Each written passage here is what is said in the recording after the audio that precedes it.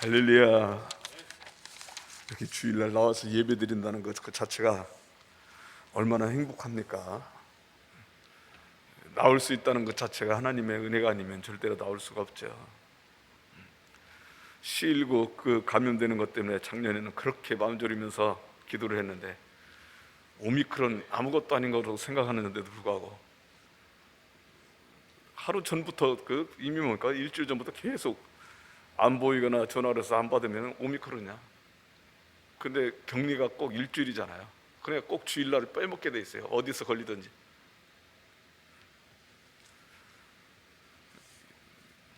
우리 목사님들끼리 전화하면서 인사가 목소리 듣는 순간 생존에 있어서 감사합니다. 생존에 있어서 감사합니다. 여러분들은 생존에 있어서 감사하다는 걸 느낄 때가 어느 때가 있습니까? 오늘도 그 하나님의 은혜가 아니면은 안 된다는 것을 믿으시고 서로가 덕담 한번 하자. 하나님의 은혜입니다. 하나님의 은혜입니다. 아멘. 나올 수 있다는 것 자체가 하나님의 은혜. 참 오늘 저 여러분들이 이제는 뭡니까? 내 자신 스스로가 하나님과 영적 교제를 이룰 수 있고, 그리고 보이는 성전이지만은 하나님이 계신 성전에 나와서 예배 드릴 수 있다는 것만을 가지고도 정말 감사를 느껴요. 자, 오늘 본 말씀의 참 마지막 그 내용인데, 바로 모세가 자신의 생명을 걸고 영적 생명을 걸고 하나님 앞에 중보할 때 하나님께서는 그렇다면 좋다, 너희들 용서하마, 그런데 너희들 가라. 그러나 나는 가지 못하겠다, 너희끼리만 가라 그런 거예요. 상상만 해도 모세는 지금까지 살아온 것이 하나님이 동행하시지 않으면 살아올 수가 없었고, 더군다나 애굽 그 지독한 400년 종살이에서 빠져나올 수가 없었죠. 여러분들 그 추운 사막, 낮에는 뜨거운 사막, 구름 기둥과 불 기둥이 아니면 살아남을 수가 있습니까? 그리고 매일같이 새벽마다 내리는 이슬과 함께 내리는 만나가 아니면 먹고 살 수가 있어요? 가는 콧구름마다 광야 속에 반석을 통해서 물을 내시고 쓴 물을 달게 만들어 주시는 우리 하나님이 아니시면 어떻게 물을 먹고 살 수 있습니까? 물이 없으면 다 죽는 거예요. 그런데도 불구하고 이제 너희 범죄함으로 말미암아 내가 다 진멸하겠다, 그걸 써도 모세가 자신의 생명을 걸고 산 제물로 드림으로 말미암아 용서함을 받았는데, 이제는 보니까 하나님께서 안 가겠다는 거예요. 그러니 그 많은 세월을 어떻게 갑니까? 아무리 젖과 꿀이 흐르는 가나안 땅이 있다 할지라도 그 대적들, 그 수많은 사람들 어떻게 이기느냐 이 말이죠.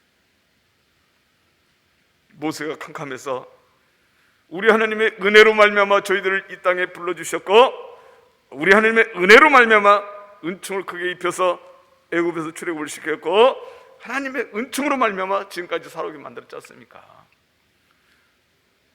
우리 조상 아브라함을 부르실 때도 갈대우르에서 하나님의 은총으로 부르셨지 않습니까?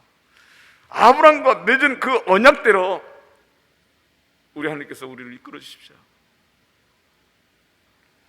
그러니까 지난주에 말씀을 증거를 했지만은 우리 하나님께서 내가 은혜 줄 자에게 은혜를 베풀고 긍휼을 베풀 자에게 긍휼을 베풀리라, 응답을 받잖아요. 그러니까 모세가 너무나 좋아가지고 하나님 얼굴을 뵙기를 원합니다. 오늘 본 말씀 무슨 말씀이에요? 20절 말씀에 또 이르시되 내가 내 얼굴을 보지 못하리니 나를 보고 살 자가 없습니다. 그런데 자 보세요, 볼 수가 없다, 보고 살 자가 없다라고 말씀했는데 지금까지 모세는 하나님의 얼굴을 보고 살아왔어요. 중보 기도를 통해서 이스라엘 백성들을 위해서 정말 자신의 생명을 걸고 제단을 쌓을 때 우리 하나님께서는 그에게 한 가지 방법을 가르쳐 주시는데, 오늘 21절 말씀, 여호와께서 또 이르시기를 보라 내 곁에 한 장수가 있으니 너는 그 반석 위에 서라. 이게 답변입니다. 옛날에도 그게 답변이었고 오늘날도 저희들에게 답변이고, 그리고 미래에도 이 답변이에요. 인간은 절대로 하나님을 직접 뵐 수가 없죠. 어떤 면에서 보면은 아브라함에게나 또 때로는 그 이삭, 야곱, 때로는 수많은 사람들에게 우리 하나님께서 그들에게 나타나셨다고 설명하는데 하나수절까지 직접 나타난 것이 아니라 인간의 모습으로 현현하신 거예요. 현현하신 거. 다시 한번 말씀드리면 하나님은 하나님이신데 바로 인간의 모습으로 나타나셨다 이 말이죠. 사자로.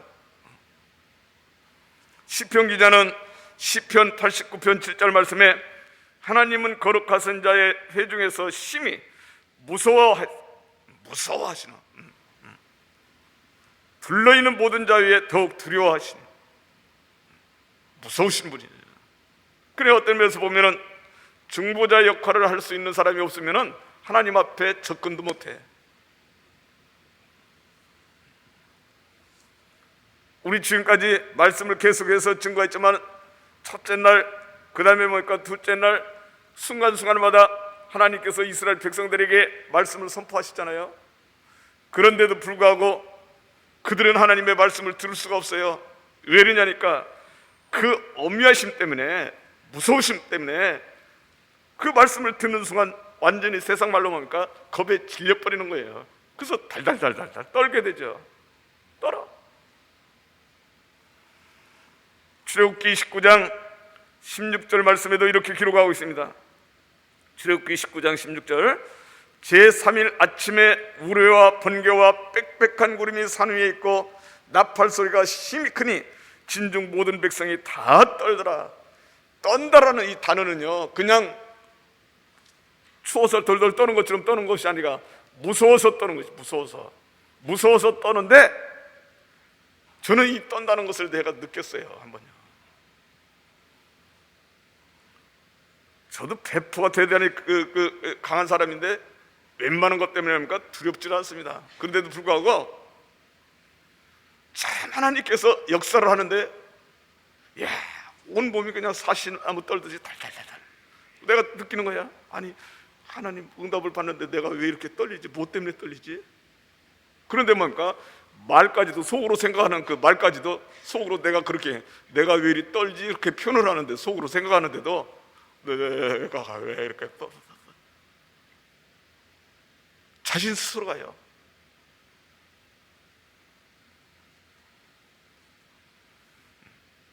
나중에 그 응답 받고 나서야 회복이 되는데 제가 꼬집어 봤다니까요. 진짜 살붙이가 있는지 온 뼈 자체가 다 마디마디 전부 다 보니까 분해되는 것 같아. 그러니 정말 하나님 은혜 가운데서 애굽에서 출애굽을 했던 백성들이 할지라도 하나님의 음성을 들을 수가 있습니까? 두 번씩이나 그렇게 말씀하고 있어요. 출애굽기 20장 18절에서 19절 말씀에도 이렇게 기록하고 있습니다. 뭇 백성이 우레와 번개와 나팔 소리와 산의 연기를 본지라 그들이 볼 때 떨며 멀리 서서 모세에게 이르되 당신이 우리에게 말씀하소서 우리가 들으리다. 하나님이 우리에게 말씀하지 말게 하소서 우리가 죽을까입니다. 그 말씀을 듣는 순간 죽을 지경이라는 거예요. 그러니 하나님의 말씀을 어떻게 직접 들을 수가 있겠습니까? 다니엘같이 하루에 3번씩 꼬박꼬박 하나님을 향해서 기도했던 다니엘, 그리고 그 무시무시한 느부갓네살 밑에 가서 물론 나중에 국무총리로 뽑혀서 일을 했지만 수많은 그 모함 가운데서 살아남기조차 힘들 정도로 그렇게 부대끼는 삶을 살았던 다니엘, 그에게는 늘 하나님의 말씀 역사가 일어났죠. 그렇게 체험을 많이 얻었던 다니엘조차도요 하나님을 직접 보는 순간 바로 뭡니까? 온 몸이 힘이 빠지고 썩어질 듯 변했다고 그렇게 기록하고 있어요. 다니엘서 10장 9절 말씀에 내가 그 말소리를 들었는데 그 말소리를 들을 때 내가 얼굴을 땅에 대고 깊이 잠들었다 이렇게 설명하고 있습니다. 깊이 잠들어 버렸대. 잠잔다는 것은 죽는다는 것과 같지 않아요? 잠들어 버리면 아무것도 못하죠. 또 다니엘서 10장 17절 말씀에는 이렇게 기록하고 있습니다.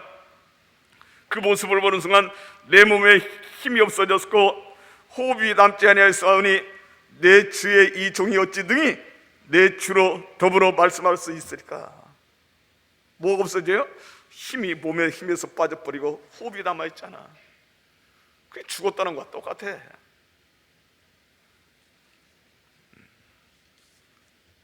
참 그러니 오늘날 저 여러분들 진심으로 하나님 성전에 나와서 우리 하나님 앞에 예배드리는다는 그 자체에 아주 중요한 것이죠.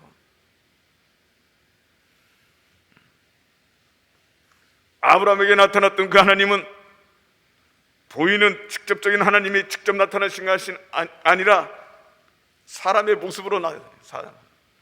그 한 예가 어디에 나오냐니까 창세기 18장에 나오죠. 창세기 18장은 뭡니까? 바로 창세기 17장, 창세기 16장과 17장은 약 13년의 차이가 벌어져요. 13년. 왜? 창세기 16장에는 그 아내 사레가 자기 여종인 하가를 바로 뭡니까? 남편에게 줬잖아요. 그래서 뭡니까? 난 자식이 이스마엘이야. 아브라함이 그 이스마엘을 낳았을 때가 86세입니다. 그러니까 가나안 땅에 들어온 것이 75세에 들어왔잖아요. 12장에, 창세기 12장에.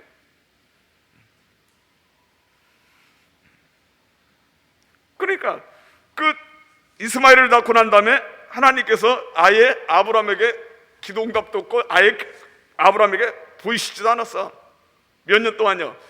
아브라함이 99세가 되던 데까지 13년 동안. 그런데 자 보세요. 창세기 17장에서 창세기 17장 1절 말씀에 아브라함에게 갑자기 나타나신 우리 하나님께서 내 앞에서 완전하라, 그리고 할 일을 행하라고 명령을 하시죠. 쭉 말씀을 하는데 아브라함이 아무리 들어도 무슨 말씀인지 못 알아듣고 그 말씀에 이해를 못해. 왜 그랬겠어요? 바로 그동안에 자식이 없었는데 하가를 통해서 얻은 이스마엘, 그것도 자신의 시 아닙니까? 세상 말로 자기 자식이야. 그러니 얼마나 그 자식을 키우면서 재미가 있었겠습니까? 하나님이 아브라함을 안 보겠다고 나타나시자는 것이 아니라 아브라함이 아예 자식에 미쳐서 하나님을 떠나버린 거예요. 사실은요. 아브라함이 그렇게 고백을 합니다. 뭐라고 고백하느냐 하니까 아이고 이것저것 다 싫으니까 이 자식 이스마엘이라 제대로 키워서 상속자로 만들게 해주세요.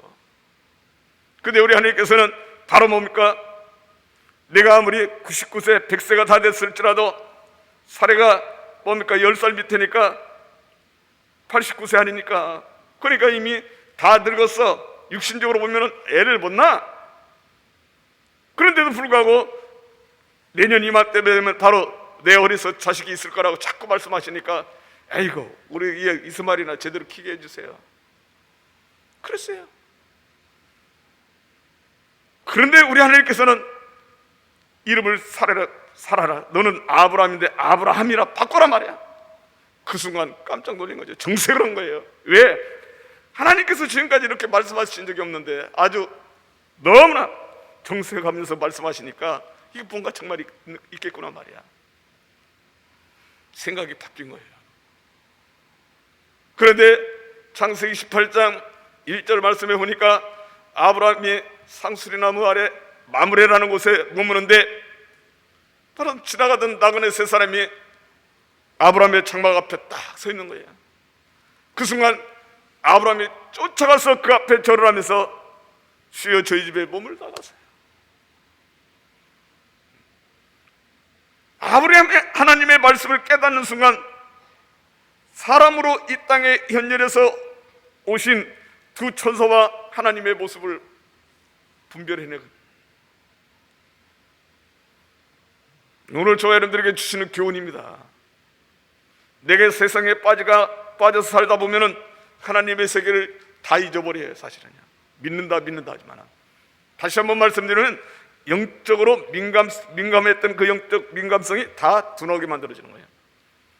아브라함이 그렇게 믿음을 보시고 의로 여겼던 아브라함이 자식 이스마엘에 푹 빠져버리니까 13년 동안 하나님이 안 보이죠. 그런데 어느 순간 오늘 우리 하나님께서 말씀하신 것이 진짜구나. 그걸 믿었을 때 나그네 모습을 보는 순간 하나님을 발견해낸 거예요.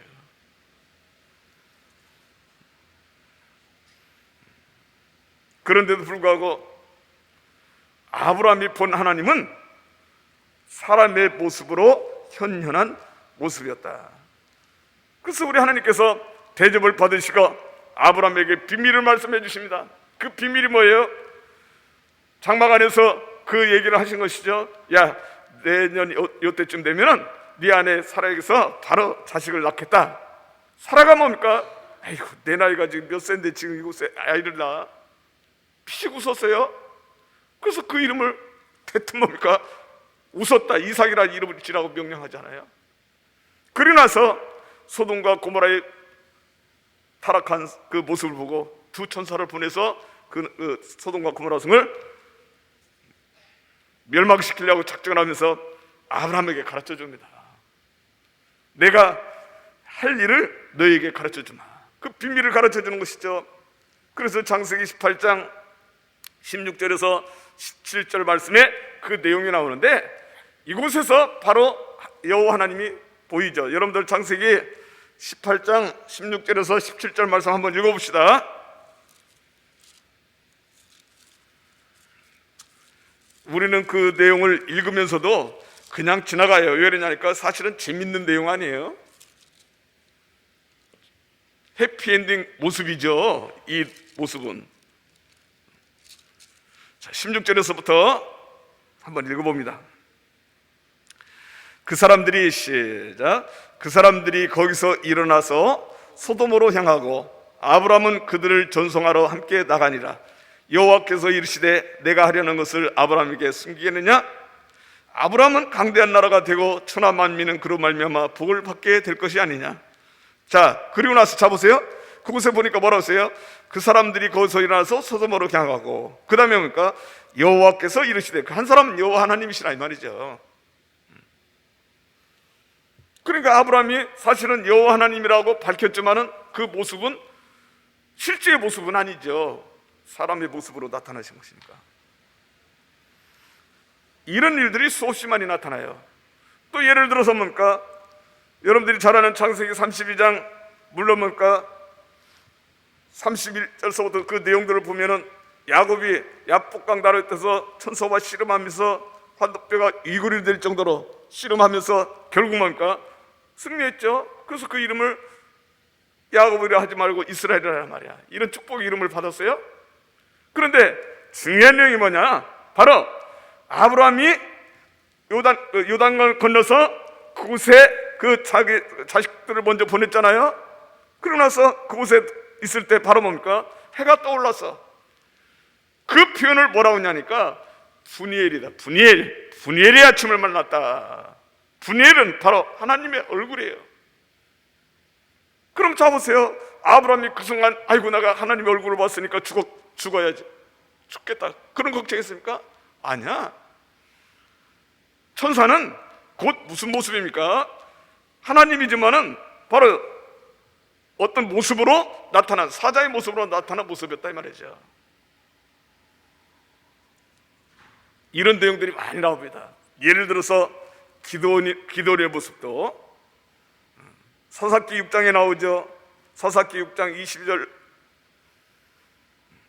물론 1절서부터 쭉 그 내용이 나오는데 그때 당시 사사기 6장 1절 말씀에 보면은 그때 사사들이 나와서 그 온열부터 시작해가지고 계속해서 이스라엘이 블레셋이라든가 주변국에 의해서 고통을 당할 때마다 사사로 세워서 그들을 해방시키죠. 그런데 1절 말씀이 뭐냐니까 이스라엘이 하나님 앞에 악을 행함으로 말미암아 누구를 들었냐니까 미디안 백성들을 통해서 7년 동안 치리하게 만들었어요. 그러니까 미디안 백성들이 와서 어떻게 하냐, 공부를 수확할 때쯤 되면 다 쓸어가 버립니다. 그러니까 먹을 게 없죠. 그러니까 얼마나 고통스러워요. 이것은 결국 뭡니까? 하나님 앞에 부르짖을 수밖에 없게 만드는 것이죠. 하나님을 찾게 만드는 것이죠. 그래서 하나님께서는 기도원을 선택하기 위해서 기도원 앞에 왔는데 기도원이 처음에는 그걸 몰라봤죠, 누군지를. 그래서 기도원을 야 너는 용사가 되어서 이 미디안을 쳐오시란 말이야. 기도원이 깜짝 놀라죠. 아니 어떻게 제 힘으로 그러합니까? 그래서 뭡니까? 예물을 갖다 줬을 때 지팡이 끝을 딱 대니까 다 살라버렸어. 그 모습을 보고 기도원이 아이고 이분은 바로 하나님이시구나 말이야. 그래서 뭐라고 하냐니까 아이고 하나님을 보았으니 내가 죽을 수밖에 없다. 그래서 뭡니까? 사사기 6장 22절에 이렇게 표현합니다. 기도원이 그가 여호와의 사자인 줄 알고 가로되 슬프도소이다. 주 여호와여 내가 여호와의 사자를 대면하여 보았나이다. 죽을 수밖에 없다는 것을 가르쳐준 거야. 그럼에도 불구하고 우리 하나님께서는 너 죽지 않아. 왜요? 직접 대면하시지 못했으니까. 그리고 나서 기도원에게 제단을 쌓으라고 명령하는데 여러분들이 그렇게 잘 아시는 제단을 쌓은 그 이름이 뭐냐? 여호와 살롬. 사사기 6장 24절에 나오죠. 제단을 쌓은 것을 여호와 살롬이에요. 평강의 하나님.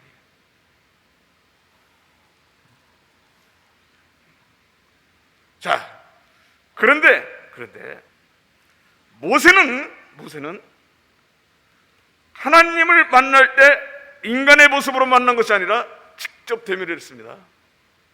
참 놀라운 역사예요.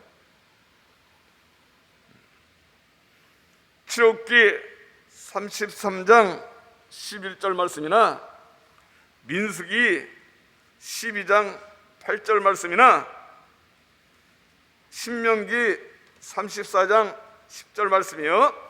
자, 아주 중요한 내용이니까 민수기 12장 8절 말씀 한번 읽어봐요. 모세는요 하나님께서 직접 대면했어요. 그런데도 오늘 말씀은 죽는다고 말씀하고 있잖아요. 자, 민수기 12장 8절 말씀 그와는 한번 읽어봅시다.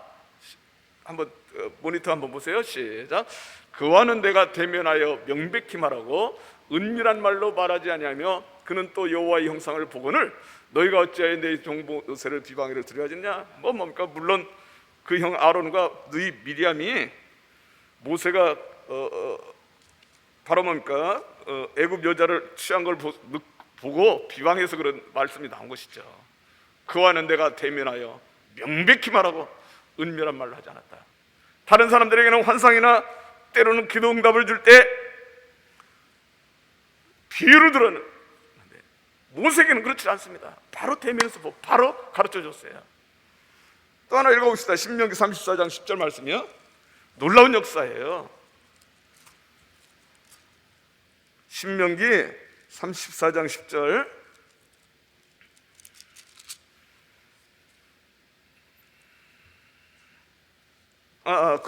맞아요. 10절 한번 읽어요. 그 후에는 시작. 그 후에는 이스라엘의 모세와 같은 선지자가 일어나지 못하였나니 모세는 여호와께서 대면하여 아시던 자요. 자 보세요. 대면해서 아시던 자라고 했잖아요. 그런데도 불구하고 오늘 본 말씀에는 뭐라고요? 나를 보고 본 자는 살 자가 없다 이렇게 말씀하고 있어요. 나를 본 자는 살 수가 없다. 20절 말씀에 또 이르시되 내가 내 얼굴을 보지 못하리니 나를 보고 살 자가 없습니다. 그러면서 우리 하나님께서는 방법을 가르쳐주고 있다고 그랬어요. 여호와께서 또 이르시기를 보라 내 곁에 한 장수가 있으니 너는 그 반석 위에 서라 이렇게 설명하고 있습니다. 그러면 뭐하냐? 내 영광이 지나갈 때 내가 너를 반석 틈에 두고 내가 지나도록 내 손을 너를 덮었다가 그 손을 거두리니 내가 내 등을 볼 것이 얼굴은 보지 못하리라. 지금까지 대면해 왔던 것은 무엇이고 이제는 뭡니까? 우리 하나님 등짝을 보고 때로 뭡니까? 얼굴을 보지 못한다 이렇게 말씀할까요?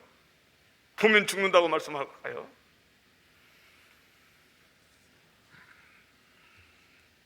오늘 저 여러분들이 이 말씀을 이해하기 위해서는 요한복음 1장 17절 말씀을 이해를 해야 돼요.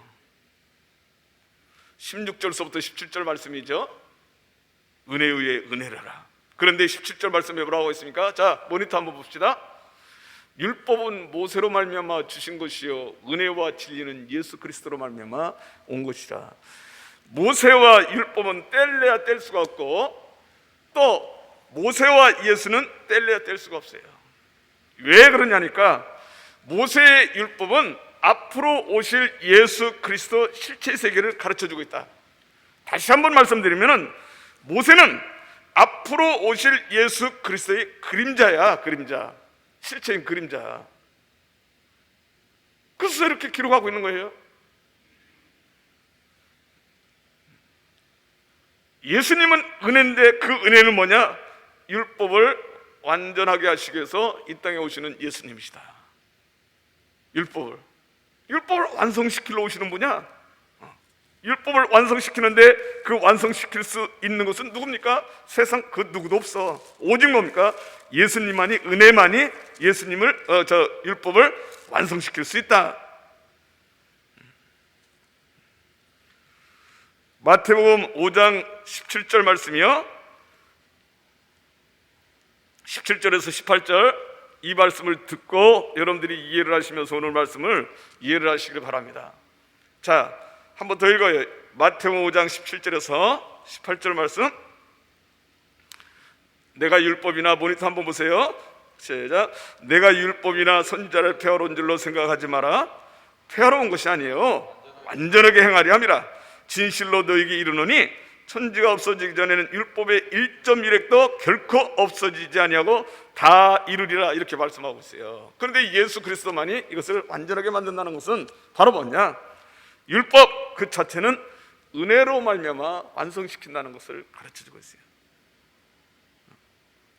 그동안에는 모세가 어떻게 하나님을 대면하면서도 불구하고 죽지 않았는데, 이제는 이스라엘 백성들이 금송아지를 만들고 애굽으로 돌아가려고 하는 우상 숭배를 함으로 말미암아 모세가 그들을 놓고 생명을 걸고 하나님 앞에 용서를 빌고, 우리 하나님께서 그 용서해 주신다는 소리를 듣고 하나님을 다시 한번 뵙기를 원합니다 하는 순간 뭡니까? 나를 보면 죽는다고 했을 거예요. 여기서 놀라운 역사예요. 그래서 바로 이스라엘 백성들이 속죄제물, 다시 한번 말씀드리면 속량제물, 종으로 팔려가면 그 종을 해방시키기 위해서는 돈을 주고 사와야 돼요. 그와 마찬가지로 값을 치러야 되는데 그 값이 뭐냐? 바로 모세가 하나님을 대면할 수 있던 조건이 무엇으로 바뀐 겁니까? 볼 수 없어. 볼 수 없어요. 한 예로 하나님께서 시내산에서 모세를 부른 것이 지금 7번째 불렀는데 5번째 부를 때 누구를 산으로 올라오라고 했어요? 바로 모세와 그 형 아론 제사장과 그리고 그 두 아들 나답과 아비후 그리고 70 장로를 같이 불러서 같이 올라와라. 이게 5번째 등정이에요. 시내산에 올라갔을 때. 그런데 잡으세요. 그들이 산에 올라가서 하나님 보는 그 앞에서 먹고 마셨어. 야, 놀라운 역사죠. 자, 우리 출애굽기 24장 10절에서 11절 한번 더 읽어요. 이 말씀들을 모르면은 이해하지를 못해요. 왜 하나님 뭐 이랬다 저랬다 하시나? 아니죠. 왜 이랬다 저랬다 하십니까 하나님이? 출애굽기 24장 10절에서 11절이요, 우리가 지금까지 이렇게 말씀을 들어왔던 내용들이에요. 전부 다. 자, 한번 읽어봐요. 모니터 한번 봅시다. 10절. 이스라엘 하나님을 시작. 이스라엘 하나님을 보니 그의 발 아래는 천국을 편듯하고 하늘같이 청명하였더라. 하나님이 이스라엘 자손들의 존귀한 자들에게 손을 대지 아니하셨고 그들은 하나님을 뵙고 먹고 마셨더라. 이렇게 말씀하고 있잖아요. 자, 그러면 그곳에 그 형 제사장 아론, 그 아들 나답과 아비후 제사장들이죠. 그 다음에 70 장로예요. 그들이 어떻게 하나님을 볼 수 있습니까? 바로 뭡니까? 앞으로 오실 예수 그리스도의 그 그림자인 모세가 함께하고 있다는 사실이죠. 그때까지만 해도. 그러니까 예수께서 이 땅에 오시기 전이니까 모세가 그 일을 대행하고 있는 거예요. 그래서 하나님을 볼 수 있었다. 누구와 함께 했기 때문에? 바로 모세와 함께 했기 때문에. 그럼 오늘 본 말씀에 바로 너는 바위에 서라.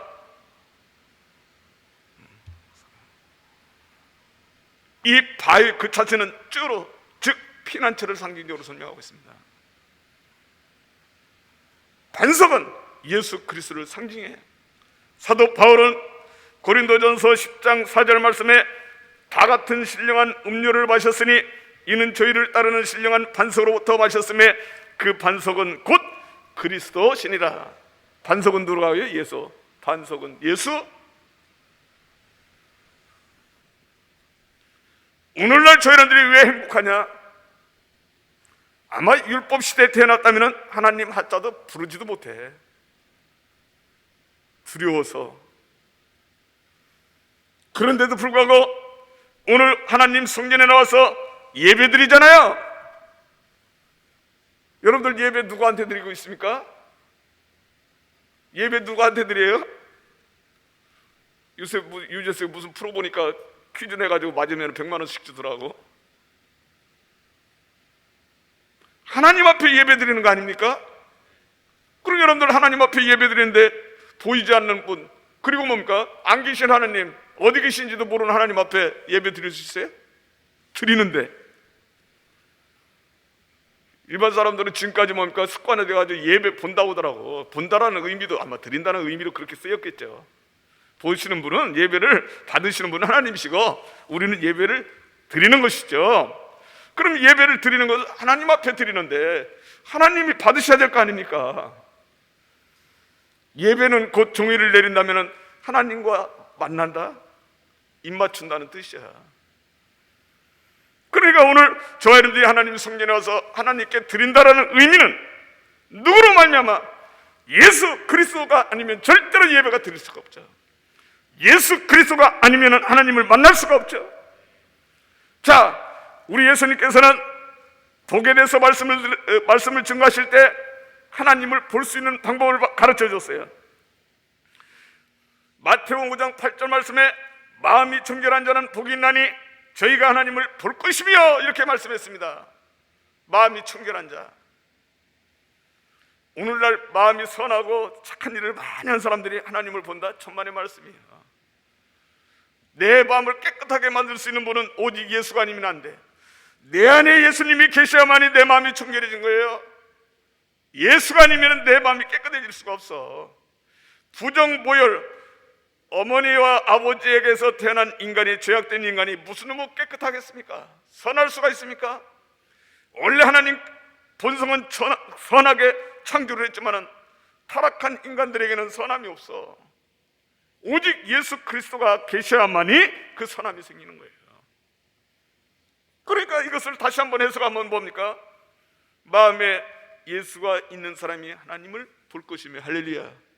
뭐 여러 가지로 설명하고 있지만은 우리 하나님께서는 사도 바울을 통해서 고백하게 만든 것이 예수 그리스도의 십자가의 보혈의 공로로 말미암아 우리를 죄 가운데서 속량을 시키죠. 그 값으로 산 것이죠, 우리를. 그래서 예수 그리스도와 함께 하나님 앞으로 나갈 수 있는 거예요. 그리고 하나님과 화목하고 그리고 하나님과 함께 할 수 있다는 것이죠. 물론 지금도 우리 하나님을 직접적으로 뵐 수는 없지만은 마지막 하나님 보좌에 들어갈 때가 오겠죠. 우리 에베소서 2장 14절에서 18절이요. 한번 말씀을 읽고 말씀 마칩니다. 에베소서 2장 14절에서 18절 말씀이요. 그게 반석 틈에 든다는 것은 곧 예수 그리스도의 반석이야. 그곳에 보호를 받아야 돼. 자, 한번 읽어봅시다. 에베소서 2장 14절 모니터 한번 보세요. 그는 시작. 그는 우리의 화평이신지라 둘로 하나를 만드사 원수된 것 곧 중간에 막힌 담을 자기 육체로 하시고 법정으로 된 계명의 율법을 폐하셨으니 이는 이 둘로 자기 안에서 한 세 사람을 지어 화평하게 하시고 또 십자가로 이 둘을 한 몸으로 하나님과 화목하게 하려 하심이라. 원수된 것을 십자가로 소멸하시고 또 오셔서 먼 데 있는 너에게 평안을 전하시고 가까운 데 있는 자들에게 평안을 전하셨으니 이는 그로 말미암아 우리 둘이 한 성령 안에서 아버지께 나감을 얻게 하려 하십니다. 아멘. 아버지께 나감. 그래서 예수님께서 이 땅에 오신 목적을 정확하게 요한복음 14장 6절 말씀에 기록하고 있는데 내가 곧 길이요 진리요 생명이니 나로 말미암지 않고는 아버지께로 올 자가 없느니라. 할렐루야. 반석은 곧 예수 그리스도예요. 모세에게 앞으로 오실 예수 그리스도의 세계를 다시 한번 가르쳐주고 있습니다. 모세도 그 뜻을 깨닫고 나서 고백한 것이 신명기 18장 15절 말씀이에요. 신명기 18장 15절 말씀. 너희 중에 나와 같은 선지자가 앞으로 일어날 것이다.